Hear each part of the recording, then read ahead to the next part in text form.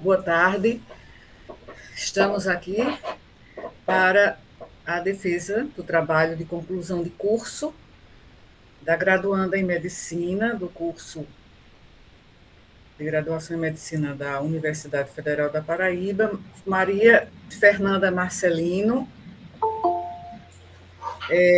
que tem o seu TCC intitulado Apreciação de graduandos de Medicina sobre a comunicação de más notícias em contextos clínicos. Temos na nossa banca examinadora a professora Manuela Toledo, do Departamento de Medicina Interna, do nosso Centro de Ciências Médicas, e o professor Luiz Vitor Loureiro, também do nosso Departamento de Medicina Interna. Agradeço a disponibilidade e a contribuição, né, de participar desta banca avaliadora.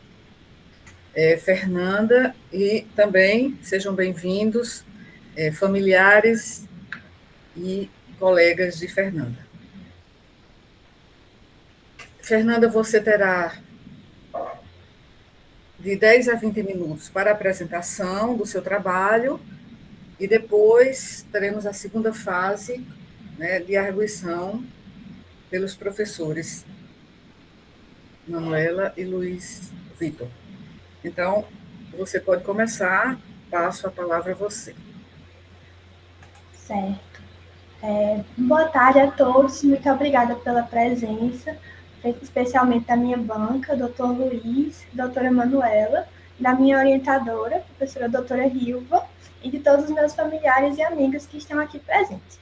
Meu trabalho é a apreciação de graduandos de medicina sobre a comunicação de más notícias em contexto clínico. Bem, a graduação de medicina da UFPB, da UFPB do Brasil é composta de 6 anos, sendo os 4 primeiros anos focados nas ciências básicas e nas clínicas, e os 2 últimos anos, denominados de internato, organizado em estágios.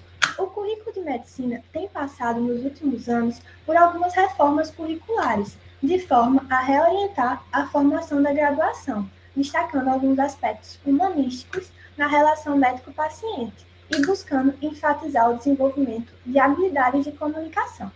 Neste sentido, há a comunicação de más notícias, que dizem respeito a qualquer informação que tenha o potencial para influenciar de forma adversa na vida de alguém.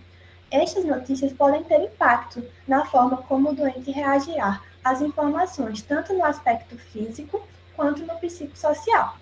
Por outro lado, evidencia-se um déficit dessas competências por parte dos estudantes de medicina, quanto à forma de dar as más notícias. Isso pode ter resultados potencialmente negativos, pois pode levar à incompreensão sobre a gravidade da doença e seu prognóstico, além de predispor a erros e a um maior sofrimento. Portanto, trata-se de uma habilidade que requer exercício, principalmente entre estudantes de medicina do internato, que ainda não têm tanta experiência prática e que passarão a atuar como médicos em breve.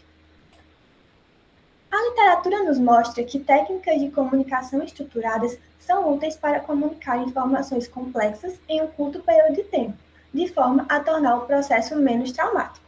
Esta comunicação pode ser aprimorada através de protocolos, como o SPIKES, que é um acrônimo em inglês que se refere aos 6 passos recomendados para se dar uma má notícia. Inicialmente, esse protocolo foi desenvolvido pelos oncologistas, mas atualmente pode ser utilizado para dar qualquer tipo de má notícia. Os passos são: primeiro, planejando a entrevista, onde você se prepara para o que você vai dizer para o paciente, você escolhe um local calmo, tranquilo, prepara sobre as informações de prognóstico e da doença. O segundo passo seria avaliar o quanto o doente já sabe sobre sua doença. E o terceiro passo envolve descobrir o quanto ele deseja saber. Normalmente os pacientes querem saber tudo da doença, mas a gente sempre tem que tentar buscar entender ao certo o quanto ele quer realmente saber da doença. O quarto passo envolve dar a informação propriamente dita, ou seja, comunicar a má notícia. E no quinto passo, a gente vai ter que lidar com as emoções do paciente depois de comunicar essa má notícia. E no sexto e último passo, nós vamos fazer a recapitulação do que foi falado, uma vez que trata-se de um momento traumático, né, que algumas informações podem ser perdidas, e também vai planejar os próximos passos do tratamento. Desta forma, o Spikes é considerado referência para a comunicação de más notícias e é o protocolo mais adotado pelos profissionais de saúde. Neste sentido, nossas hipóteses seriam que, com a aplicação do protocolo Spikes, acreditamos que os estudantes de medicina poderiam ser adequadamente treinados nessa competência, mas supomos que o processo didático empregado não é adequadamente ministrado durante a formação médica. Desta forma, nosso objetivo nesse estudo foi identificar a opinião de graduandos do internato médico da Universidade Federal da Paraíba sobre os seus conhecimentos a respeito da comunicação de más notícias aos pacientes, enfocando no protocolo Spikes. No que tange à metodologia do estudo, trata-se de um estudo observacional, transversal e de abordagem quantitativa. A pesquisa foi desenvolvida no Hospital Universitário Lauro Vanderlei, por meio da aplicação do termo de consentimento livre e esclarecido e do questionário para os estudantes do 5º e do 6º ano da graduação em Medicina da UFPB. Este estudo foi realizado entre maio de 2019 e abril de 2020, após uma seleção por amostragem probabilística e estratificada, a partir de uma lista disponibilizada pelos departamentos do Centro de Ciências Médicas. Os critérios de inclusão da nossa pesquisa foram ser estudantes de medicina do internato e aceitar participar do estudo assinando o termo de consentimento livre esclarecido. Os critérios de exclusão foram ser estudante de outra instituição que estivesse cumprindo seu rodízio optativo na UFPB ou alunos que preencheram o questionário de forma incompleta. Nosso questionário foi estruturado em 4 partes. Na primeira sessão, analisamos o perfil sociodemográfico dos estudantes e questionamos sobre o quanto a pessoa se sentia espiritualizada. Na segunda sessão, abordamos os conhecimentos e a prática da comunicação de más notícias. Na terceira sessão, estavam os itens do protocolo Spikes para a transmissão de más notícias e na última sessão, eram 2 questões abertas para apreciar as opiniões sobre comunicação de más notícias, questionando quem eles normalmente viam comunicando as más notícias e se eles se sentiam preparados ou como fariam. A maior parte da aplicação dos nossos questionários foi feita presencialmente, mas, devido à pandemia e à suspensão das atividades presenciais da UFPB, 12,3% dos estudantes precisaram ser entrevistados por meio da aplicação do formulário pelo Google Forms. Quanto à análise dos nossos dados, ela foi realizada por meio de recursos de estatísticas descritiva utilizando o software SPSS. Além disso, as variáveis binárias e ordinais foram comparadas por meio de testes estatísticos como o Q-quadrado e adotando-se nível de significância de 5%. Agora vamos ver o que encontramos de resultados. Bem, nossa amostra foi composta por 106 graduandos do internato médico da UFPB. No que tange ao perfil sociodemográfico, a idade dos estudantes variou entre 21 e 40 anos, tendo como média 25 anos e 6 meses, de forma que 63,2% dos estudantes têm entre 20 e 25 anos. Na UFPB, bem como nas outras escolas de medicina brasileiras que encontramos na literatura analisada, há uma proporção semelhante entre o sexo masculino e o feminino, de forma que, no nosso caso, 51% dos estudantes são do sexo masculino. No que tange à autodeclaração de cor e raça, 55,7% dos estudantes declararam-se brancos e 38,7% pardos e 4,7% negros. No que tange à religião, seguimos a tendência nacional, no qual prevaleceu o catolicismo, com 58,5% dos estudantes, seguindo a tendência do Brasil, de acordo com o último censo do IBGE, de 2010. Quanto à espiritualidade, que também é um elemento muito importante para nossa pesquisa, uma vez que este aspecto desempenha uma função durante o tratamento e a recuperação dos pacientes, 48,1% dos nossos estudantes consideraram-se espiritualizados na maior parte do tempo. Quanto à aprendizagem sobre a comunicação de más notícias, 72,6% dos estudantes referiram ter recebido a orientação sobre esse assunto nas fases da graduação antes do internato. Isto pode ter relação com a reforma curricular realizada em 2007 na UFPB, que determinou uma mudança no enfoque pedagógico através da introdução de disciplinas do eixo humanístico no curso. Essas disciplinas costumam ser realizadas ao longo da graduação, principalmente nas disciplinas de semiologia e de psicologia na medicina. Essa, em específico, vai do primeiro período ao oitavo. Segundo alguns outros estudos, como o de Sombra e Neto, este seria o melhor período para os estudantes terem acesso à aprendizagem sobre as comunicações de más notícias, pois eles teriam uma aprendizagem ativa antes de começar a vivenciar as práticas do estágio no internato. Apesar da maioria dos nossos estudantes terem tido embasamento teórico sobre o assunto, ainda 29 estudantes relataram que não se sentem capacitados o suficiente para comunicar mais notícias aos pacientes. E quando questionamos sobre como eles avaliam sua própria capacidade, um total de 50 alunos ainda relata ter uma capacidade regular para comunicá-las em uma eventual prática. E isto pode ter implicações futuras na prática médica, pelo possível prejuízo na relação médico e paciente, de acordo com o artigo de Santos e Pintarello.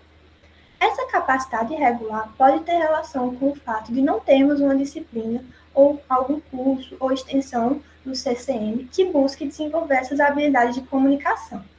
As habilidades de comunicação são mais enfocadas no início do ciclo clínico do curso de medicina através da disciplina de semiologia médica, no qual os estudantes são levados a ir para o hospital para coletar a história do paciente internado, ver seus fatores de risco, como está sendo o tratamento, o diagnóstico.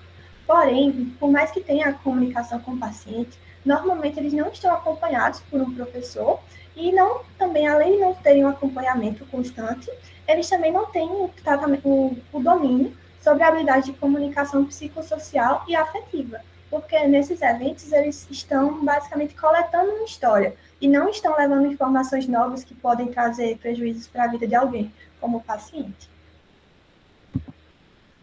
Bem, é no internato que os estudantes de medicina aprendem na prática a lidar com as demandas, ao serem confrontados com todos os tipos de atendimento de paciente. Nesses ambientes, a comunicação pode ser ensinada por meio de pacientes simulados, que ajudam a lidar com os estressores da prática da prática médica na vida real. Em um estudo anterior de Dias Martins, na Colômbia, com 465 estudantes, os estudantes relataram que também não se sentem preparados para dar mais notícias, mas acreditam que mesmo que eles não tenham um treinamento formal, eles vão desenvolver essas habilidades ao longo do curso, a partir da observação de médicos mais experientes. Porém, outros estudos evidenciaram que, ao longo do avanço do curso, não há essa progressão. Haveria, no caso, uma deteriorização da capacidade de comunicação de mais notícias. Supõe-se que isso se deve ao fato de que, à medida que os estudantes avançam, eles vão diminuindo sua capacidade empática, chegando até mesmo a desenvolver uma certa indiferença, como um mecanismo de defesa para as vivências no internato, as tristezas associadas, de acordo com os estudos de Van Dumens e Fontana. No que tange ao conforto relacionado a uma comunicação de más notícias, observou-se que 68 estudantes assinalaram não se sentir muito confortáveis. Destes, observou que estudantes do sexo feminino referiram mais frequentemente essa resposta, totalizando 77,3% das mulheres entrevistadas. Os demais itens do nosso estudo não se associaram a sexo e nenhum se relacionou a intervalo de idade. Na nossa pesquisa, 43 estudantes assinalaram que a parte que seria mais difícil para a comunicação de más notícias seria a questão da transmissão da notícia sem tirar a esperança do paciente, enquanto 35 estudantes assinalaram que seria lidar com as emoções e sentimentos do paciente.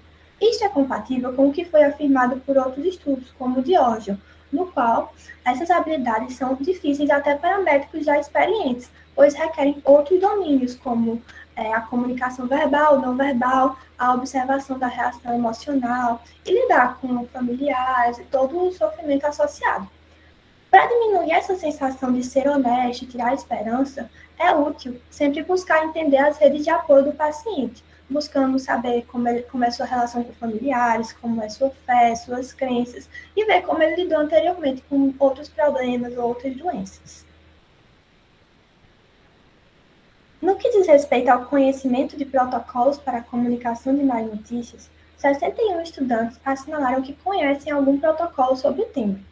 O conhecimento de estratégias padronizadas pelos estudantes pode ser útil para guiá-los no momento da comunicação, enquanto eles ainda não têm tanta experiência prática e para ajudar a superar aquelas dificuldades citadas anteriormente. Nosso resultado diferiu do estudo de Dias Martins, porque os estudantes deles não receberam treinamento formal sobre o tema e assinalaram que não conheciam protocolos para a comunicação de más notícias. No nosso estudo, quando questionamos qual seria a melhor estratégia para comunicar uma má notícia, 47 estudantes assinalaram que fariam uso de um protocolo padronizado para melhor organizar o que necessita ser dito, enquanto 36 estudantes informaram que utilizariam de várias técnicas sem ficar restritos à ordenação de um protocolo, enquanto uma minoria utilizaria de sua intuição, bom senso e empatia nesse momento. Com base nos dados analisados, observou-se que 69 dos estudantes entrevistados pareceram possuir conhecimentos sobre a existência e o conteúdo de protocolos SPARCS para a comunicação de más notícias. Isto pode ter relação com o fato do protocolo ter sido traduzido e validado para o Brasil. Dentre os estudantes que conheciam o protocolo SPARCS, 66 relataram a ideia da praticidade dele nas situações de comunicação de más notícias. Este resultado foi semelhante ao estudo de Lino, em que a maioria dos estudantes referiu o protocolo como a forma ideal e como um modelo prático e fácil de aplicar. Ficou evidente também que entre os estudantes que conheciam o protocolo, 94,2% em uma necessidade fariam uso deste protocolo. Isso é algo bastante positivo, uma vez que sua boa aplicação garante uma comunicação eficiente e que facilita a relação médico-paciente. Dentre os elementos do nosso protocolo, 23 estudantes relataram que estariam mais familiarizados com comunicar as possibilidades terapêuticas. Já o ponto que declararam que teriam uma maior dificuldade seria avaliar os limites do paciente e saber o quanto eles querem saber sobre sua doença, que foi assinalado por um total de 31 estudantes. Este resultado foi diferente do estudo de Dias, no qual os estudantes assinalaram que o ponto mais desafiador seria falar sobre as possibilidades terapêuticas, incluindo o tratamento, o prognóstico e a morte. O resultado encontrado pelos estudantes da UFPB pode ser justificado, uma vez que eles tenham um aporte técnico suficiente para dialogar sobre as possibilidades terapêuticas com mais segurança, mas ainda não tenham as vivências da prática da comunicação para avaliar adequadamente os limites de um paciente em uma conversa tão difícil. Um exercício que pode ser bastante útil e ajudar nessa experiência prévia seria a utilização de simulações, como já são feitas em algumas disciplinas da UFPB, através do OSCE. Essas simulações, associadas a discussões em grupos, práticas de atuação e momentos didáticos de discussão durante o atendimento clínico, podem ajudar os estudantes a diminuir essa ansiedade que eles sentem durante a comunicação de más notícias. Por tudo isso, concluímos que os estudantes entrevistados parecem possuir conhecimentos sobre a comunicação de más notícias e de algum protocolo estruturado, principalmente o protocolo SPARCS. Mesmo com o final do curso, notamos que os nossos estudantes não parecem se sentir tão confiantes e seguros para praticar a comunicação de más notícias, algo esperado, uma vez que até mesmo profissionais já formados relatam essa dificuldade. A maioria dos nossos participantes da amostra recebeu as informações antes da fase do internato sobre a obtenção dessa competência e avaliou sua própria capacidade de realizar a comunicação de más notícias como boa ou regular, na maioria dos casos, de forma que grande parte se considera capaz de comunicar más notícias. No caso, nosso estudo foi um estudo transversal. Seria interessante a realização de mais estudos longitudinais sobre o tema, buscando abordar o aprendizado antes do internato e após o internato, e quais seriam as melhores formas de ensinar esses conteúdos para os nossos estudantes, de forma que eles possam superar essa ansiedade e essa falta de confiança para comunicar mais notícias. Muito obrigada a todos por terem participado da pesquisa, especialmente minha banca, minha orientadora, meus familiares e amigos, e aqui estão as referências.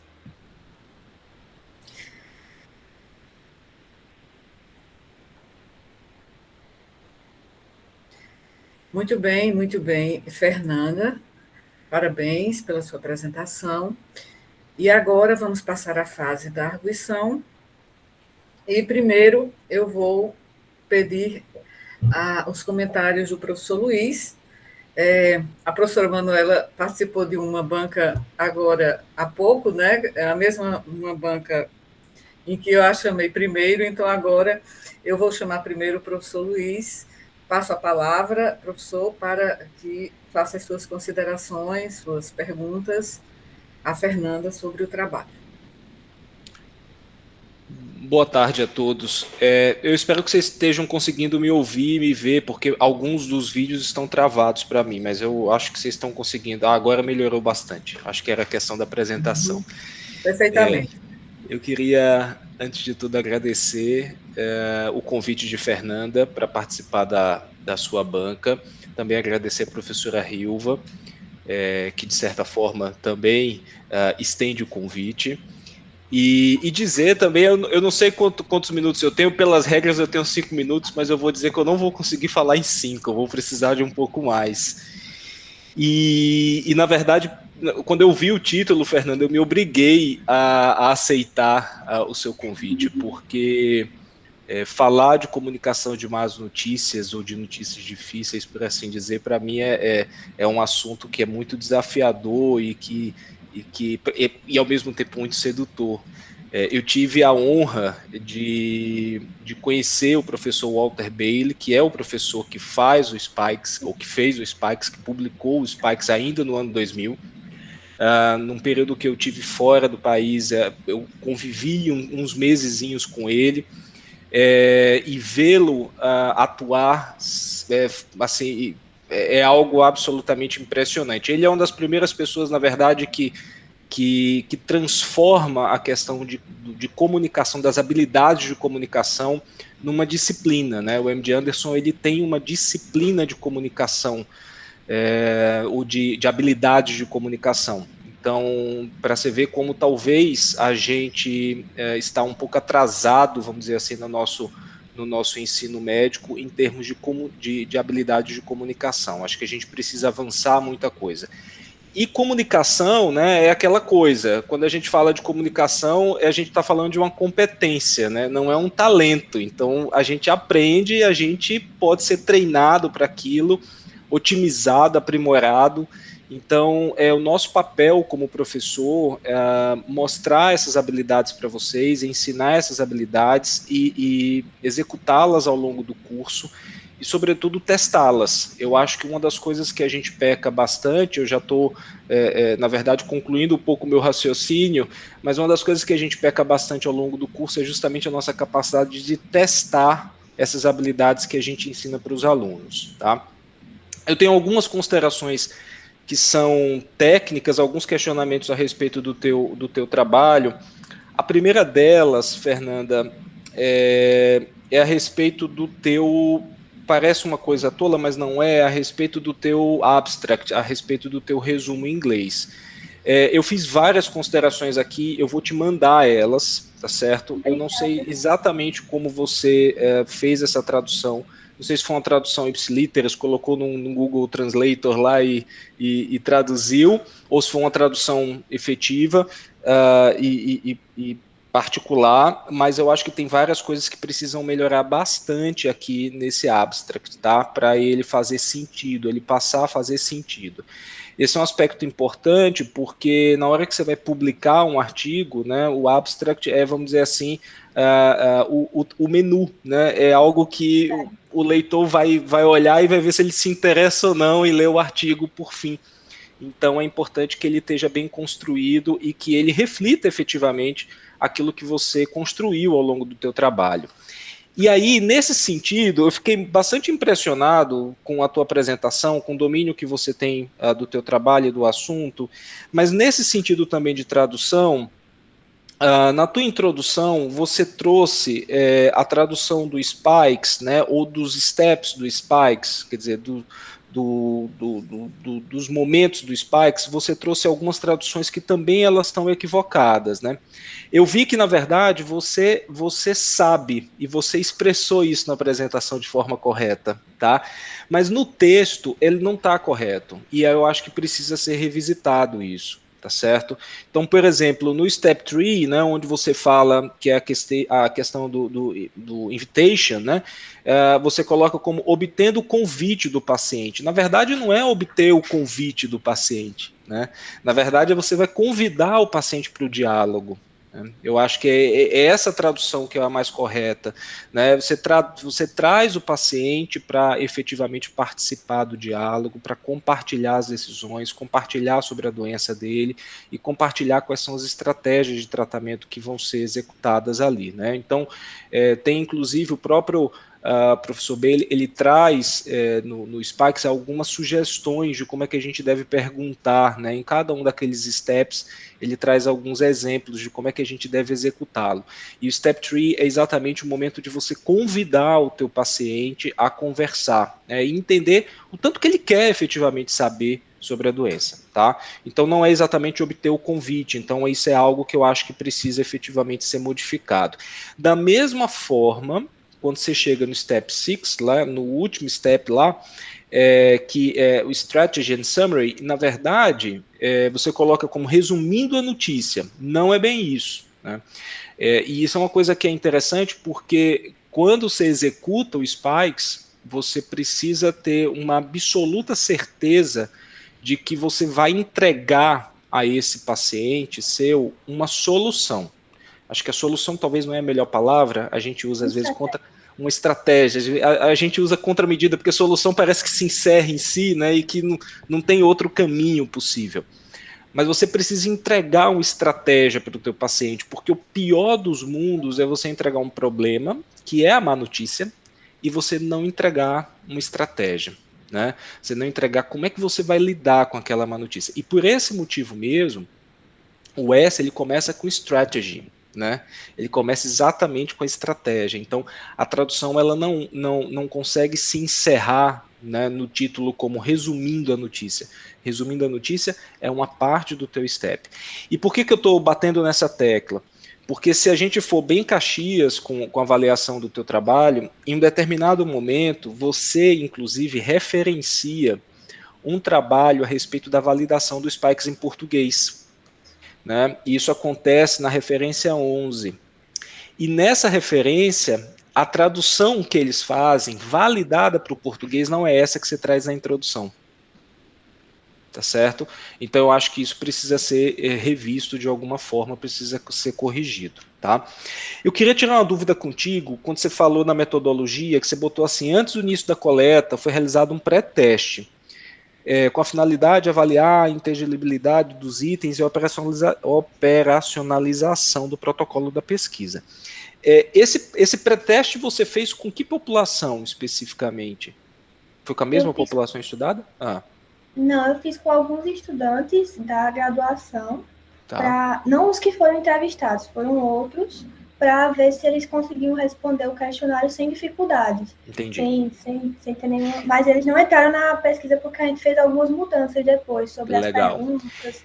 Então, eu acho que isso também é algo que vale a pena ser considerado. Quer dizer, quando a gente realiza um pré-teste, idealmente a gente deve descrever exatamente qual foi a população em que eu executei, porque quando o leitor ele vê, ele vai interpretar o teu estudo, ele quer entender se dentro daquele pré-teste estão exatamente o mesmo N que você estudou, né?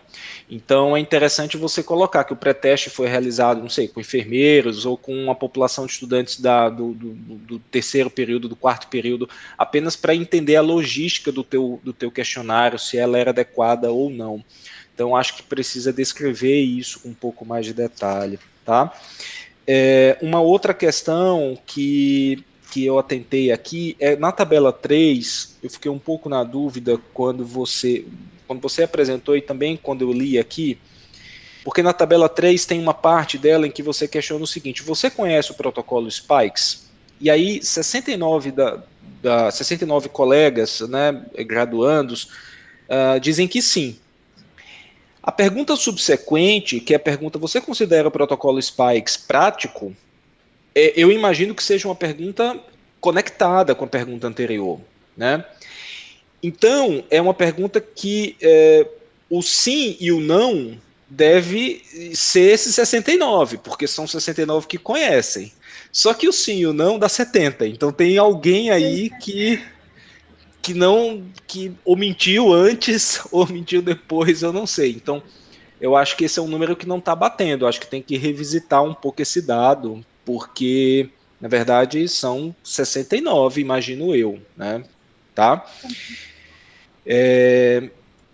Uma outra questão, Fernanda, para também não me alongar muito e deixar a professora Manuela falar, senão eu vou passar o resto da tarde aqui falando, tá? Na verdade, assim, a tabela 4, eu gostei muito como você resumiu a tabela, aliás, como você resumiu o teu questionário. Eu acho que foi bastante inteligente. Mas, ao mesmo tempo, eu teria tido uma tendência, uma vez que a gente está focando no Spikes, de usar os próprios steps do Spikes como elementos de questionamento. Então, assim, quando você pergunta qual é o elemento do protocolo Spikes que você considera mais fácil. Então, protocolo Spikes, nós estamos falando aqui de 6 elementos, né? Então, quando eu olho a tabela, a primeira coisa que eu espero é eu encontrar os 6 elementos, é eu encontrar os 6 passos do protocolo, né? Para entender qual é o passo que o estudante ele considera que é o mais difícil. E não é isso que eu termino encontrando. Veja, eu não estou dizendo que está errado, que tem que ser refeito, não, eu estou só apenas fazendo um comentário para você aprender também numa construção de trabalhos na sua vida profissional, lá para as tantas, de como é que de repente a gente pode repensar quando a gente faz os questionários em cima de algo que já está previamente moldado, como é um caso de um protocolo, né? Acho que o questionário tem que estar muito focado exatamente nos passos do protocolo, tá? Porque aí a gente consegue ter um dado bastante maduro e bastante interessante de qual é o passo que de repente é o mais difícil. Não sei se você concorda, mas é uma outra forma da gente construir essa informação, tá? Para terminar, eu queria parabenizar muitíssimo, porque, você traz limitações. E toda vez que eu oriento alguém, algum estudante, ou o residente, eu sempre digo, olha, quando você escreve um trabalho, seja honesto consigo mesmo e com o teu leitor. Então, coloque as limitações. O que você enfrentou de limitação? Isso é muito importante. Não só pela honestidade em si, do ponto de vista científico, mas sobretudo também para você evitar questionamentos absolutamente desnecessários, né? Evitar contestações a respeito do teu método, a respeito dos teus resultados. Então, eu sempre dou aplausos para quem efetivamente descreve a respeito das limitações que enfrentou ao executar atividade científica. E 2, você também propôs ideias de como é que a gente pode melhorar os nossos resultados, como é que a gente consegue otimizar o ensino e mesmo a testagem desse ensino, a avaliação desse ensino de comunicação de más notícias. Então, isso para mim foi bastante positivo. Tá? Dito tudo isso, eu te faço uma última pergunta, que é assim, o que mudou na tua visão quando você obteve o resultado final do teu trabalho, quando você escreveu o teu trabalho? O que mudou? Você tinha uma visão diferente quando você começou a fazer o trabalho? Você achava que você ia encontrar algo diferente do que você encontrou? E nesse contexto, como é que você, como profissional, modificaria a tua conduta, se é que você modificaria a tua conduta, frente a uma situação de comunicação difícil com base naquilo que você encontrou no teu trabalho? Eu admito que eu achei que as respostas foram mais favoráveis do que deveriam. Inclusive, quando os estudantes disseram que tinham controle sobre o conhecimento do que é que ia falar. Eu confesso que eu me surpreendi também, viu? Eu fiquei, nossa, como eles estão bem, viu, nesse quesito. Eu não esperava. E eu realmente acho que talvez tenham mentido, porque já estavam cansados no meio do questionário, que esse já era lá mais para o final. Mas eu acredito que para mim foi muito bom, porque eu realmente pude estudar sobre isso. E, por exemplo, quando eu rodei clínica médica, a gente teve um paciente que precisou colocar uma fístula para ser doente, para ficar fazendo hemodiálise. E aí a residente olhou para mim e falou: "Você não comunicou para ela isso?" Aí eu achava que era você que ia comunicar. Não, você que vai comunicar. Aí eu fiquei, pelo menos eu sei o Spark todinho. Aí fui lá, treinei todo, pelo menos era um assunto que eu tinha domínio, que eu não sei se tantos estudantes teriam esse estudo do tema. Porque por mais que a gente veja ele na graduação, na psicologia, na medicina ou algo do tipo, infelizmente não é uma disciplina muito valorizada, que muita gente falta, que não dá a devida atenção pelas atividades em si. Então, eu acho que é uma parte que a gente está pecando na nossa formação e que deveria ser mais estudada. Fazer as simulações, né, seria muito bom. Perfeito, você tem toda a razão.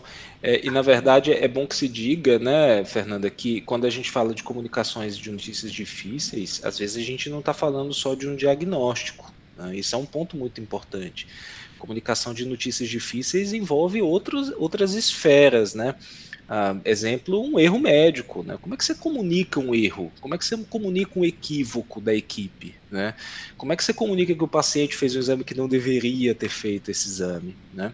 Então, para tudo isso, inclusive, existem acrônimos bem desenvolvidos. O próprio professor Bailey, ele desenvolveu alguns acrônimos relacionados a isso. As comunicações em equipe também são importantes, porque às vezes você comunicar a um colega médico de um problema, de um equívoco, de algo que aconteceu, também exige uma habilidade, exige uma competência que também deve ser treinada. A gente tem um gap, pelo menos é a minha visão, não sei se os outros professores que estão aqui compartilham disso, a gente de fato tem um gap na nossa formação bem intenso, que é o fato da gente não treinar as nossas habilidades de comunicação. A gente não ensina formalmente e, sobretudo, a gente não avalia formalmente isso. Então, eu só para terminar com uma experiência muito pessoal, eu me assustei muito, né, porque na minha formação, eu terminei clínica, quando eu fui fazer oncologia, no meu segundo ano de curso de oncologia, eu passei por uma experiência simulada com um ator para fazer comunicação de notícias difíceis, e eu já era um residente de segundo ano de oncologia, né? E foi muito difícil, foi muito complicado, né? E eu fui avaliado quanto a isso. Então, eu acho que é algo que a gente precisa trabalhar. Fica desde já aqui o convite para a professora Hilva para a gente trabalhar em conjunto nesse sentido, e estabelecer uma forma de ensinar e de avaliar melhor durante a graduação essas habilidades. Muito obrigado. Parabéns, Fernanda. Obrigada, professor, pela participação. Nós agradecemos, né, Fernanda, muitíssimo as suas considerações, professor Luiz. Quando o Fernando e eu pensamos em convidar você para participar da banca, a gente pensou no fato de você ser oncologista, né? Mas não sabíamos da sua proximidade, né, com o idealizador do protocolo Spikes, né, e também nessa sua vivência, né, uma vivência pessoal como residente também, que você mencionou agora. Então, assim, suas observações são extremamente importantes e vão contribuir também de forma marcante para as correções que vamos precisar fazer. Muito obrigada. Tudo bem. Obrigado, professora Hilva. Agora, professora Manuela, novamente, estou eu aqui incomodando. Estão me ouvindo direitinho? Sim, pode falar. Eu queria agradecer o convite à Fernanda, à professora Hilva, saudar também Luiz, saudar também o professor Maroja, que eu vejo na sala, os pais também, todos os colegas. A gente viu o professor Maroja na praia, né? Isso é vida boa, hein? Então, eu queria agradecer o convite, só complementar algumas coisas que eu ia falar, o Luiz muito bem falou, em relação ao trabalho escrito. Em relação ao trabalho, vou falar um pouco mais sobre o trabalho oral. Eu gostei muito, Fernanda, o seu posicionamento, achei você muito firme, conhecedora do que estava falando, né? Uma linguagem simples, acessível. como a professora Hilva sempre orienta, foram 17 minutos de apresentação, os slides achei muito bons e muito claros. Só daria uma dica em relação aos slides, de sempre destacar no texto algumas palavras-chave que, porventura, em algum momento, alguém distraído queira lembrar do que foi dito, dar uma olhada, até mesmo você pegar cada tópico, uma palavra, e desenvolver o texto, para não ser uma leitura contínua dos tópicos. Mas foi muito bom. Em falar do protocolo SPY, que é uma das minhas paixões nos cuidados paliativos que a gente ministra, mas eu digo muito para os alunos, tanto graduação como internato, dei uma aula recente agora de comunicação, é muito interessante a gente entender que a comunicação é algo muito inerente ao ser humano, tanto a comunicação verbal como a não verbal. Luiz bem sabe que muitas vezes numa consulta o paciente não fala, mas diz muito, nas entrelinhas, pelo gesto, pelo olhar.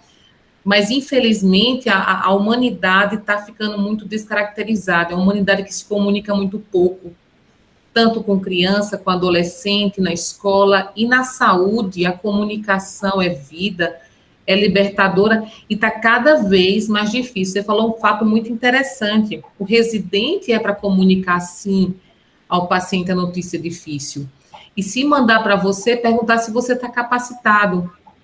Mas eu digo muito que a capacitação em comunicação é uma capacitação diária, é uma busca diária, é uma leitura, não é um improviso, não é empatia. Eu sou boazinha, vou dar menos, eu sou mais bravo. Não, o SPY surgiu não como protocolo fechado, engessado, né?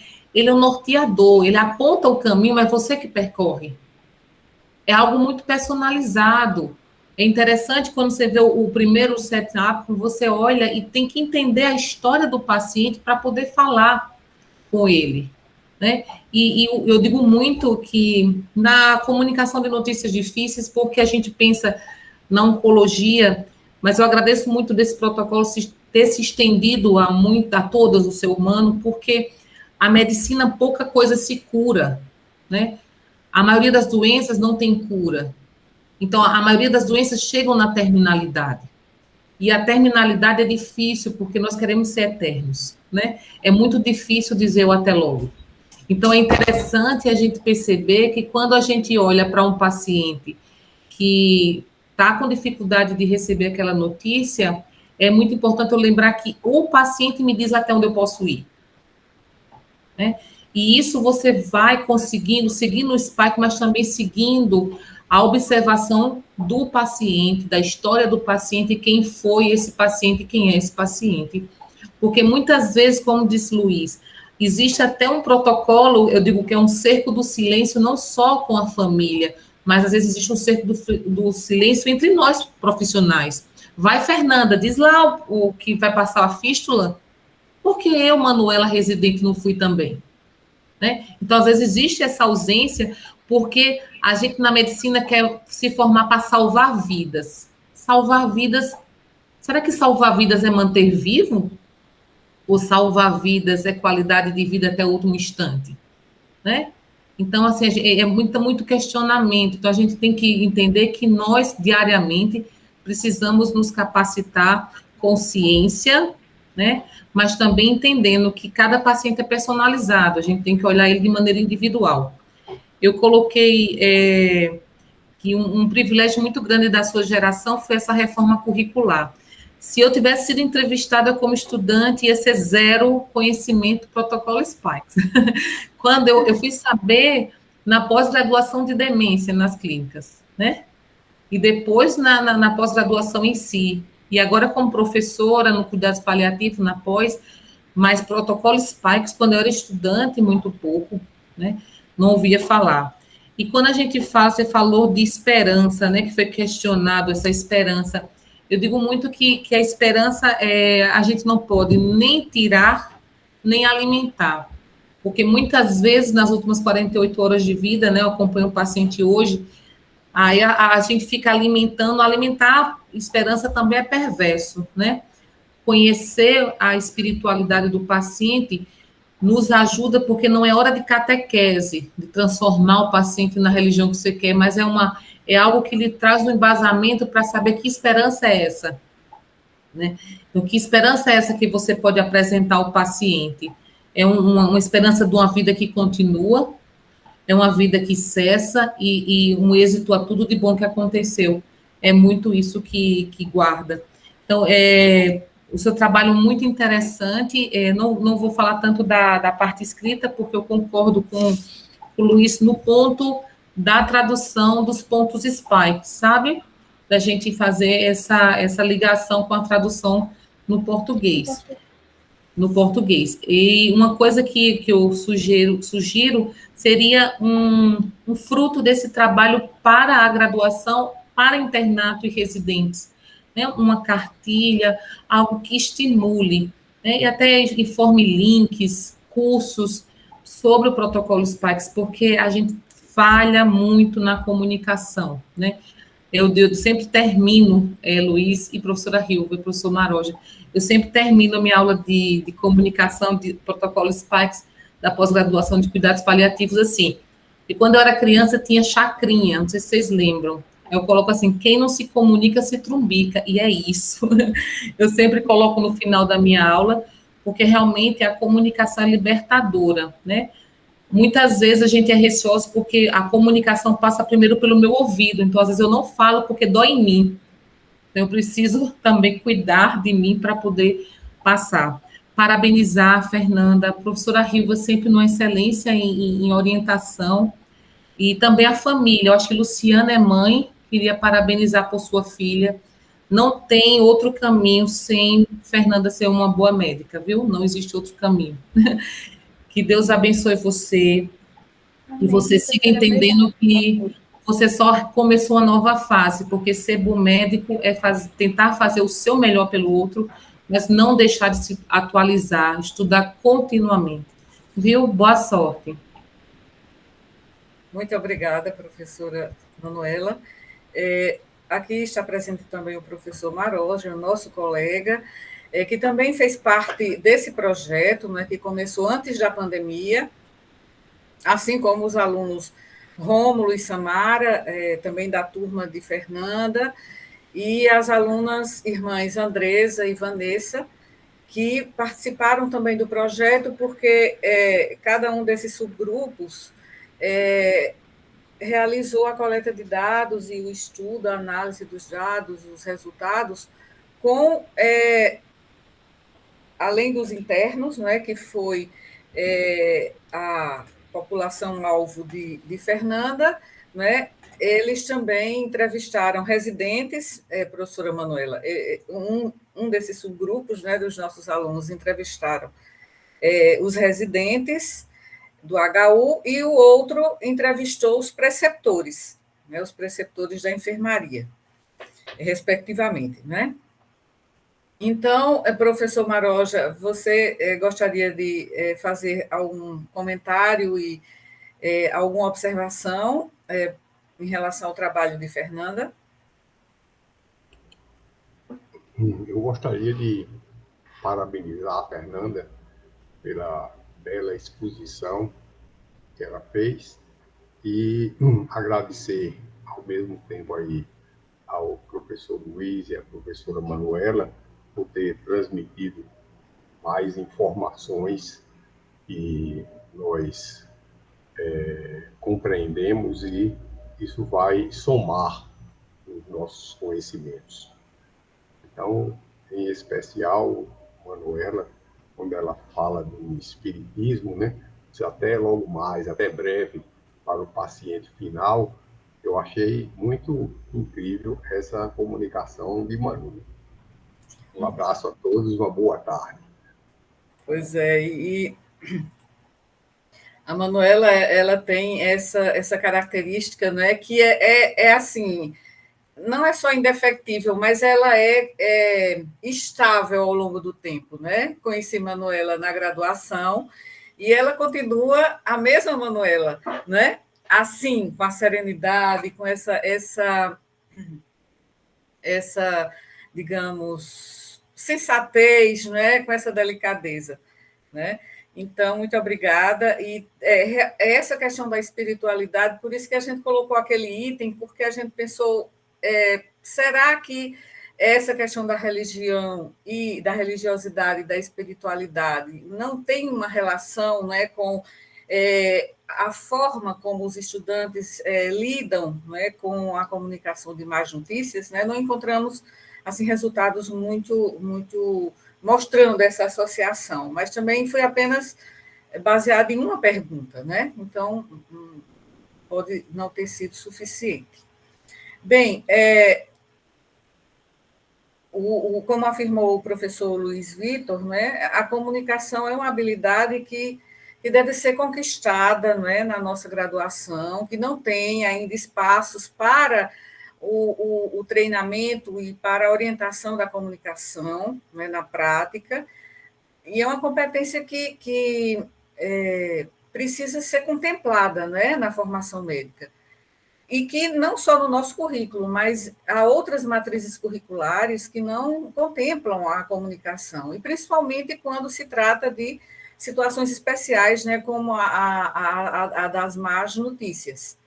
Então, acho que também concordo com você, Luiz Vitor, que falta no nosso curso, nossa disciplina de semiologia, ela é como se fosse uma iniciação, né, ao exame clínico. Mas talvez na própria disciplina a gente pudesse enfatizar melhor essa questão da comunicação, né? Porque a partir daí outras disciplinas poderiam observar, outros professores de outras disciplinas poderiam observar essa demanda que é importante na formação dos alunos, né? E também, professora Manuela, você foi muito precisa quando você disse essa habilidade ela é um contínuo, ela é um processo, né? Porque nós nunca estamos prontos, né? É um contínuo no dia a dia do médico. E parece que Fernanda, além da pesquisa em si, né, que ela realizou, ela também teve a sua vivência na prática, né, em que ela pôde até aplicar o que ela aprendeu com a sua pesquisa, né? Então,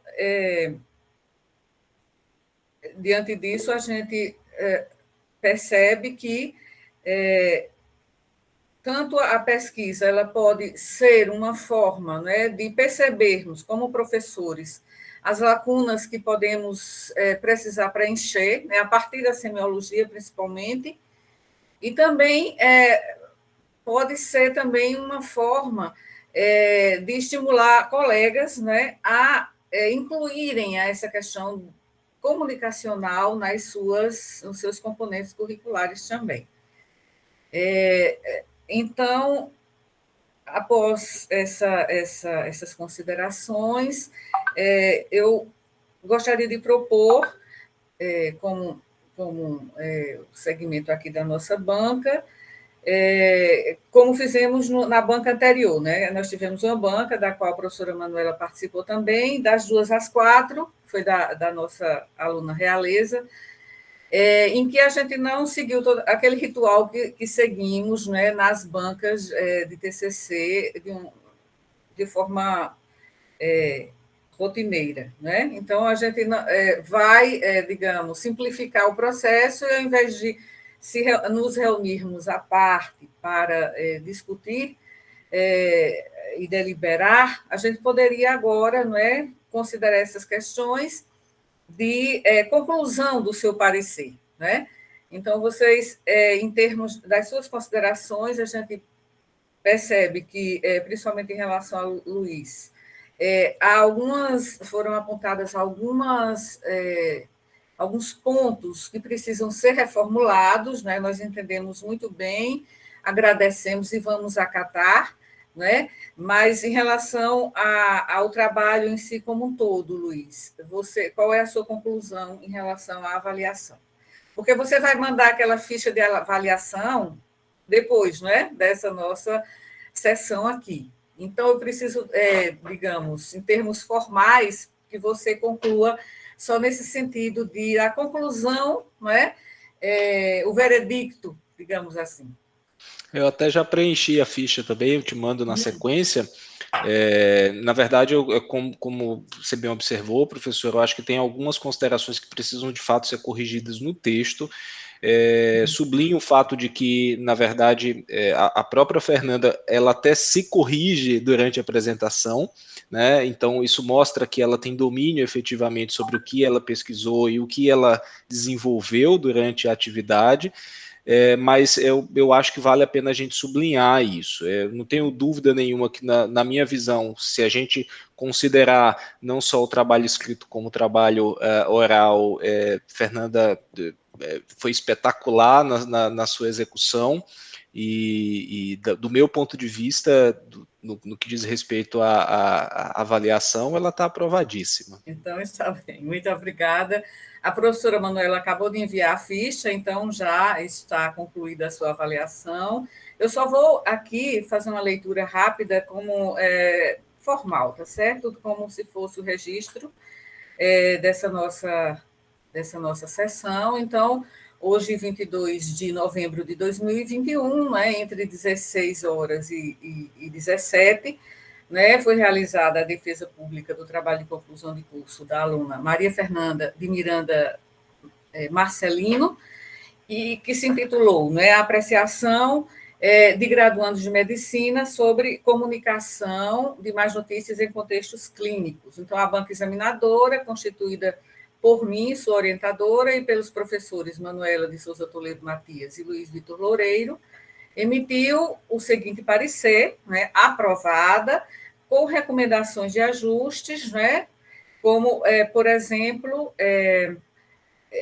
essa tradução, não é? A tradução mais precisa dos termos do acrônimo SPIKES, não é isso?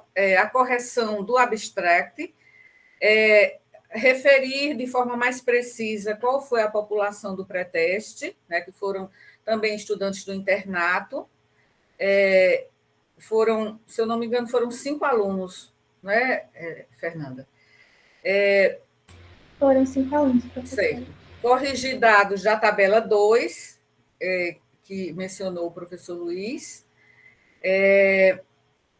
e também considerar a reformulação, a reconfiguração das tabelas, levando em conta, não é, os passos do próprio protocolo SPIKES. Então, resultado final, conceito, aprovada.